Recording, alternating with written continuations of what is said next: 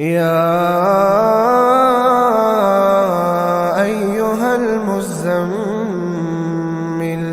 قم الليل إلا قليلا نصفه أو انقص منه قليلا أو زد عليه ورتل القرآن ترتيلا إنا سنلقي عليك قولا ثقيلا إن ناشئة الليل هي أشد وطئا وأقوم قيلا إن لك في النهار سبحا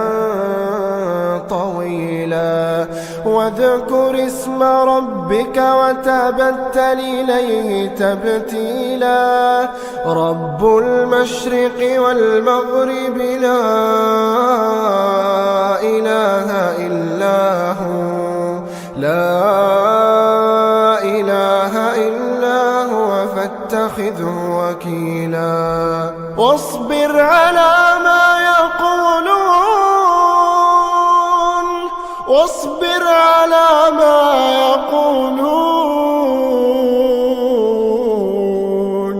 واصبر على ما يقولون واهجرهم هجرا جميلا وذرني والمكذبين أولي النعمة ومهلهم قليلا إن لدينا أنكالا وجحيما وطعاما ذا غصة وعذابا أليما يوم ترجف الأرض والجبال وكانت الجبال كثيبا مهيلا إنا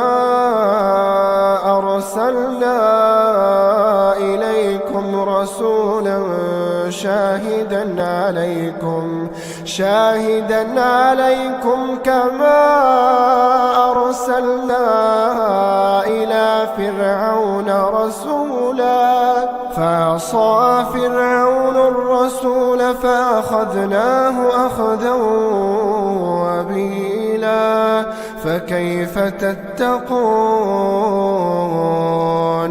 فكيف تتقون إن كفرتم يوما يجعل الولدان شيبا السماء منفطر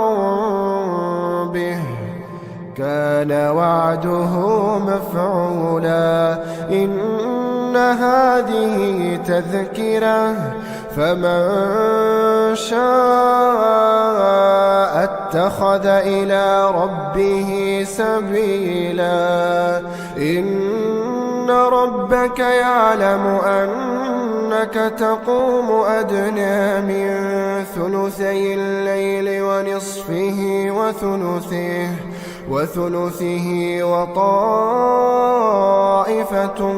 من الذين معك والله يقدر الليل والنهار علم أن لن تحصوه فتاب عليكم فاقرؤوا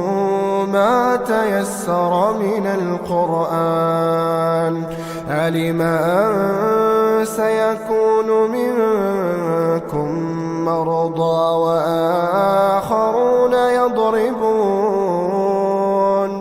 وآخرون يضربون في الأرض يبتغون من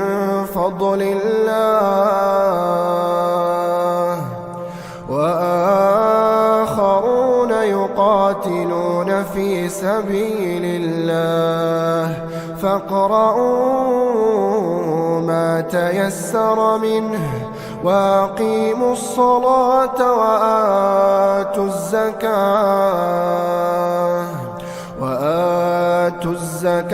وأقرضوا الله قرضا حسنا وما تقدموا لأنفسكم